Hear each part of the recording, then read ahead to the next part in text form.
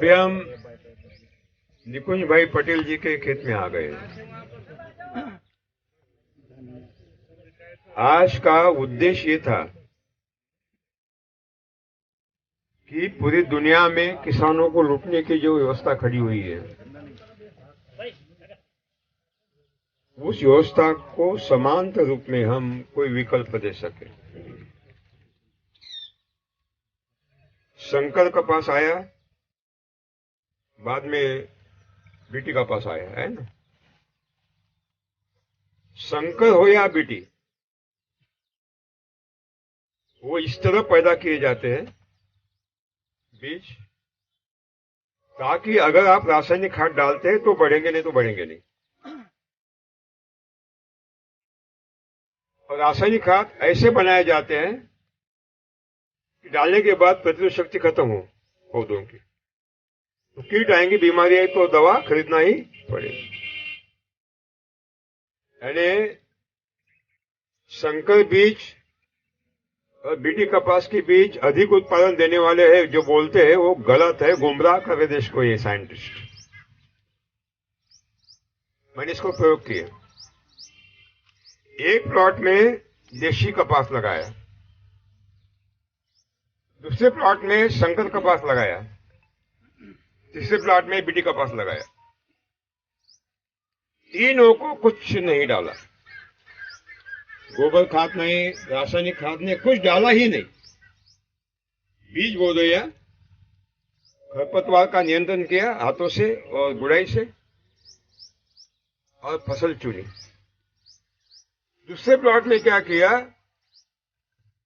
कि तीनों लिया, देशी लिया, संकर और बीटी, और तीनों को रासायनिक खाद डाला, दवा छिड़के। मालूम पड़ा कि जहां रासायनिक खाद नहीं डाला था, वहां देशी कपास का उत्पादन 5 क्विंटल मिला, बीटी कपास का उत्पादन 3.5 क्विंटल मिला।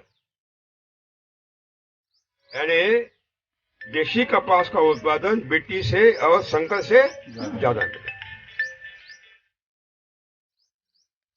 दूसरी ओर जहां रासायनिक खाद डाला, वहां बीटी कपास का उत्पादन देशी कपास से दुगुना मिला। ऐसा क्यों?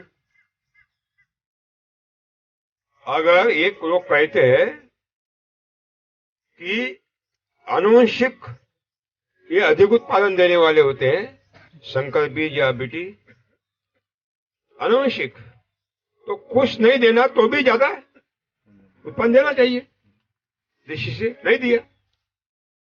इसका मतलब है ये झूठ बोल रहे हैं कि मूलतः आनुवंशिक रीत्या संकर बीज और बीटी बीज अधिक उत्पादन देने वाले होते हैं। झूठ बोल रहे हैं, अभी तक इन लोगों ने गुमराह किया है।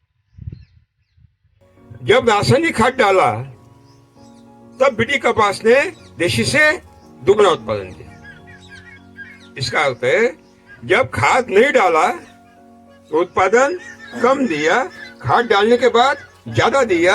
इसका मतलब है ये अधिक उत्पादन काय का परिणाम है? हाँ? खाद का परिणाम। उदाहरण देता हूं मैं आपको। आपके गांव में दामाद जी आ गए, है ना, और धान की खेती होती है।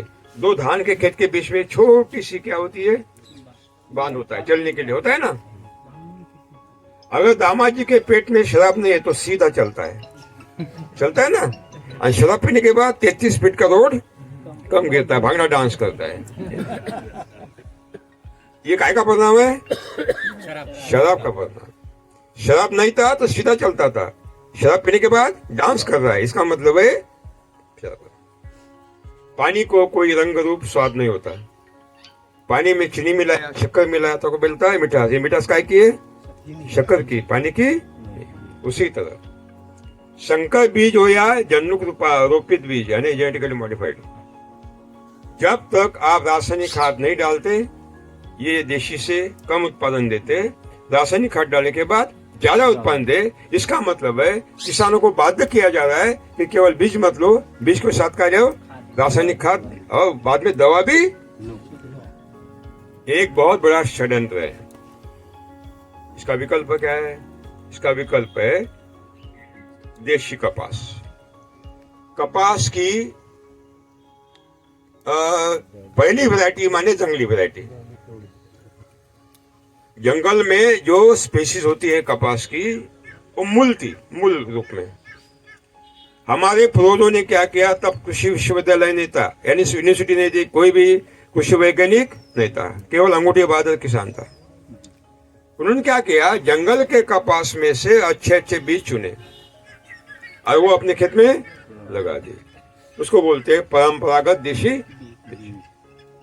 अब परंपरागत देशी बीजों में से हमारे पुरातन काल से किसानों ने क्या किया?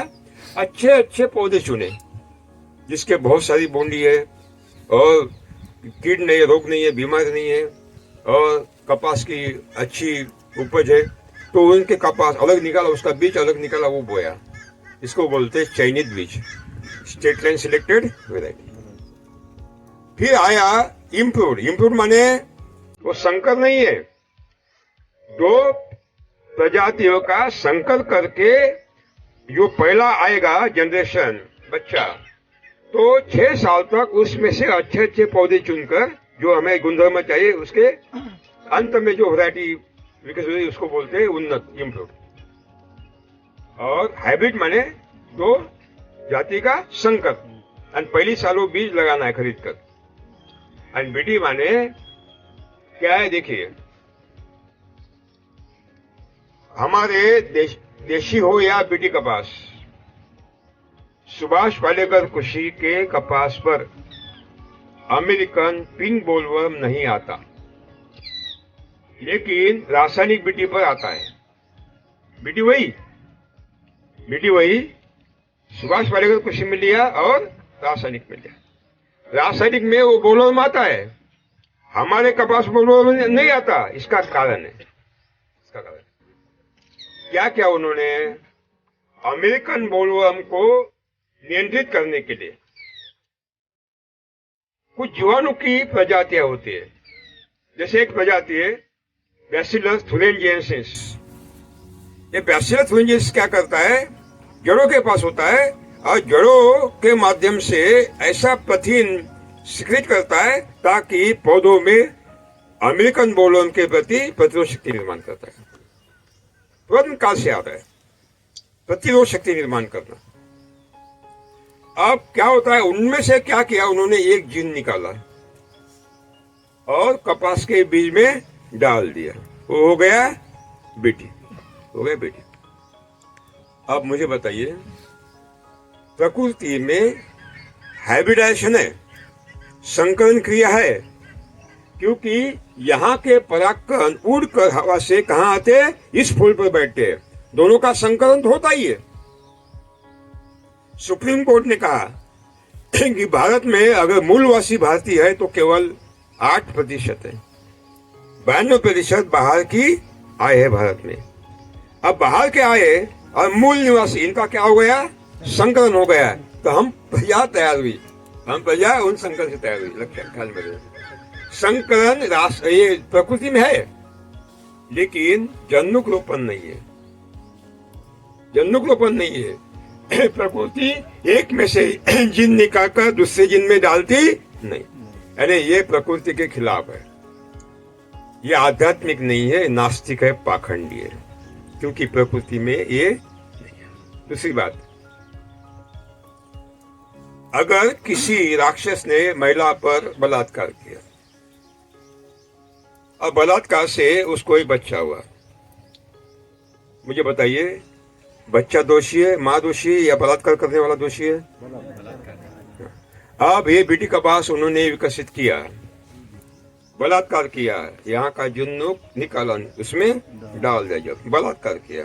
अब ये अगर बीटी कपास आपके सामने आ गया बीज और उसके पौधे खड़े हुए, कि बीज का दोष है, पौधों का दोष है कि वो राक्षस जो जन्नुक्रोपण बीज तय कर उनका है, उनका दोष। इसलिए सुभाष पालेकर कृषि के सामने ये सारे समान है, चाहे देशी बीज हो, जन्नुक रूपांतरित बीज हो, बीटी हो, संकर बीज हो या स्टेट लैंड वैरायटी हो, चयनित बीज हो, सबको जीवामृत देना है। और चमत्कार होता है जीवामृत देने के बाद कि वाल्या का वाल्मीकि बन जाता है। ये वाल्या का वाल्मीकि बन गया। वाल्या हम दिखाएंगे बाद में, भोजन के बाद। अभी वाल्मीकि दिख रहे हैं। देशी कपास के जड़ों के पास बैसिलस thuringiensis जैसे बहुत सारी प्रजातियां है जो कपास में प्रतिरोधक शक्ति निर्माण देती है। इसीलिए सुभाष पालेकर कृषि में आपको बोल और नहीं दिखाई देता, रासायनिक में दिखाई देता है। दूसरी बात, फिर बीटी का विकल्प क्या है, पर्याय क्या है? पहला पर्याय है देशी कपास। देशी कपास नहीं मिला तो चयनित कपास, स्टेट लाइन वैरायटी। वो भी नहीं मिला, इंप्रूव वैरायटी। वो भी नहीं मिली तो संकर कपास। और वो भी नहीं मिली, आखिरी में कोई रास्ते सगळे बंद हो गए, सब रास्ते। अब कपास लगाना ही है और बीटी का बीज है, दूसरा मिल नहीं रहा, तो क्या लगाना है? बीटी लगाना। लेकिन बीटी लगाया, वाल्या को यहां लाया, उसको जीवामृत पिलाया, वो का हो गया वाल्मीकि। इसलिए यहां हमने क्या किया आपको, ये बीटी F2 है। F2 माने बीटी कपास लिया था, उनमें से उन्होंने क्या किया, कपास चुना और उसमें से बीज निकाले। वो बीज यहाँ यानी सेकंड जनरेशन है। ये क्या है? इटालियन नहीं, इंडियन है। समझ गए? इसका अर्थ है अभी भोजन के उपरांत हम बीटी दिखाएंगे आपको।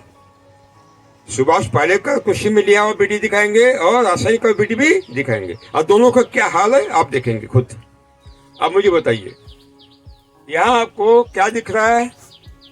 हरा भरा दिख रहा है, कोई लाल पत्ता नहीं है, कोई बहुत बड़ी इल्ली कीट नहीं है। माऊ है, लेकिन ये देखिए, ये कमजोर है, छोटा है बच्चा, उस पर आ गया है, लेकिन इसके पीछे का पत्ता खाली है। और ये हमारा मित्र कीट है ना, वो उसको खा डालता है माऊ को। तो इस प्रकार यहाँ प्रकृति की व्यवस्था खड़ी होती है। अब निकुंज भाई आप बताइए, आपने ये पागलपन क्यों किया? यूनिवर्सिटी के रूप में आपका पागलपन कहा जाता है, तो ये क्यों किया? ये कब लगाया, कैसे लगाया, बीज कहाँ से लाए? कहाँ से लाए? पहले किसान थे, उसके पास से लाया था उसका बीज, और मैंने उसका जैसे आपने पहले देखा ऐसा प्लॉटिंग किया था। और इस प्लॉटिंग के बाद, उस प्लॉटिंग के बाद उसमें से जो अच्छे छोड़ थे वो रखे थे और उसका बीज निकाल के ये बुआई की। ऐसे जो आगे है प्लॉट, वो मैंने जो चयन किया है इससे भी अच्छा है वो क्वालिटी। जो आगे है ना अपना, वो कब का लगा हुआ है? हाँ, ये जुलाई का, जुलाई एंड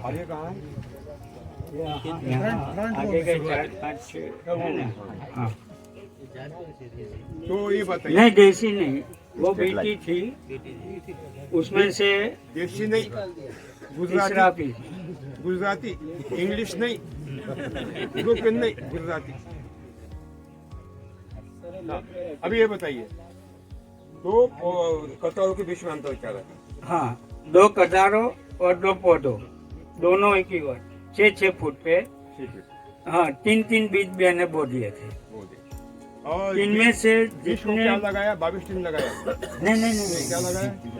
बीजामृत लगाया। हाँ, बीजामृत में डुबो के बीज लगाए थे, जिसमें से जितना जर्मिनेशन हुआ वो होने दिया। वो खाला पूछते वो क्या बोलते मुझे मालूम। हाँ, गैपिंग जो होता है तीसरा, तो वो नहीं किया। कहाँ 2 हो गए, कहाँ 1 हो गए, कहाँ 3 हो गए, दोनों बार 6 बाय 6 फीट। तो बीज डालने के पहले आपने क्या डाला? थोड़ा यूरिया डाला? नहीं, पहले से घन जीवामृत डाल के वो उसका निर्देशन कर दिया था। बहुत बढ़िया। एक एकड़ में और- कितना डाला? एक एकड़ में कितना डाला? 1 એકરમાં લગભગ 20 થેલી 20-25 હજાર કિલો જેવું હતું। ये आपको आप शायद पॉलिटिक्स में नहीं है, इसलिए वो पकड़ने की आदत नहीं है और आगे तो ये बताइए आंतर पाक क्या लिया? हाँ, पहले जब ચોમાસા मैंने कोई नहीं सारे यार हाँ कोई नहीं कोई 2 कपास के बीच, ये दोनों के बीच में मिलेट था। ये मिलेट और ये कपास के बीच यहाँ पर मिनट कौन सा? वो आधे में कोदो मिलेट था कोदो था, हाँ। और आधे में फिंगर मिलेट्स थे। रागी था। हाँ, और मिलेट और कपास के बीच में मूंग, मठ और अड़द, ऐसा 3 भाग है। बहुत बढ़िया। अरे इन्होंने क्या किया, 1 मिनट, इन्होंने क्या किया, 6 बाय 6 फीट पर क्या लगाया, कपास के बीज डाले। पहले 1000 किलो घना जीवामृत उसने उन्होंने फेंक दिया था, बाद में मिट्टी में मिला दिया। फिर 6 बाय 6 फीट पर क्या निकाला उन्होंने, चौड़ाई निकाली और उसके बाद उन्होंने बीज डाल दिया। आंतर पाक मानी इंटरक्रॉप, आंतर फसल क्या लिया, वो रागी लिया और क्या लिया, कोदो लिया। आधे में रागी, हाँ, आधे में रागी, आधे में कोदो, और उसके ये कपास और रागी, इसके बीच में उन्होंने मूंग डाला, 1 प्लॉट में उड़द डाला, 1 प्लॉट में मठ डाला, यानी 3 प्लॉट में अलग अलग आंतर फसल लिया उन्होंने। समझ ये ठीक है ना? हाँ हाँ अब बीच में क्या लिया? हाँ, आपने बोला ना, क्या बोला? हाँ, नर्सरी लगाकर वो पौधे लगाकर। हाँ हाँ क्या? हाँ, अब जब ये छोटे थे और हाँ, जब कपास छोटा था और बारिश कम हुई, उस वक्त सभी लाइन में पहले मेथी डाली थी।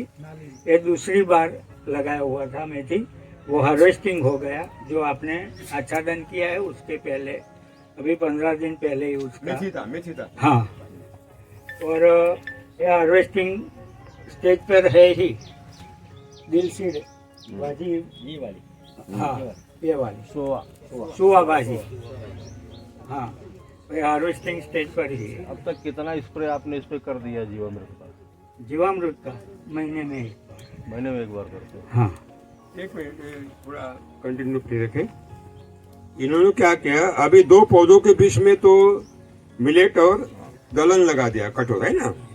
अब 2 कतारों के बीच में खाली जगह थी, तो उन्होंने मेथी लगाया, पहले मेथी था। मेथी लगाया, मेथी निकल गई, उन्होंने बेच डाली।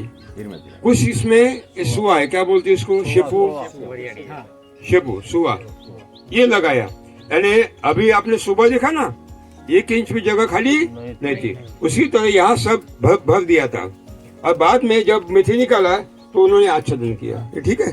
जब पहली बार मेथी निकाला तब उसका जो कपास था उसका हार्वेस्टिंग ले लिया, वो चुन लिया कॉटन। हाँ, और उसके बाद जब चुनता गया ऐसे लगाता, मेथी लगा देंगे। मेथी और सुआ लगाते। गुरुजी इसमें स्प्रे जो 2 बार होना चाहिए तो अच्छा और अच्छा ये क्या है, अभी इसमें से हाँ, थोड़ा बहुत प्रॉब्लम है। कपास कितना निकला अभी इसमें से? अभी एक अभी कहाँ नहीं, निकला? 1 मिनट अभी वहाँ देखिए शुरुआत है। 1 मिनट। अभी जीवामृत कितने बार दिया? जीवामृत 6 बार हुआ होगा आज 6 बार? तक। हाँ, पानी के साथ? नहीं, हाँ, ड्रिप के माध्यम से। इन्होंने 6 बार जीवामृत दिया ड्रिप के साथ। और जीवामृत का स्प्रे कितने बार किया? ये महीने में 1 बार, जो महीने में एक बार। नवरात्रि पची नाटे। महीने में एक बार। हाँ महीने में एक बार। हाँ, नवरात्रि के बाद ही लगा, और एंडोसल्फान का छिड़काव कितने बार किया? 1 ही बार। एक ही बार ने किया। आजू बाजू में भी नहीं। नहीं, तो छिड़काव क्या किया?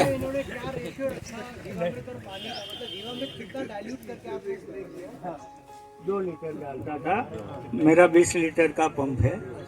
हाँ, 10 अंदर यहाँ देखने को भी मिला। जीवामृत को छिड़कने के लिए उन्होंने क्या किया, 20 लीटर पानी में 2 लीटर जीवामृत, 10% जीवामृत डाला, छिड़काव किया। आप कीटनाशक दवाओं का छिड़काव कितने बार किया? 2 बार किया क्या है क्या किया? वो अग्नि अस्त्र अग्नि अस्त्र। उससे पहले 10 पानी डाला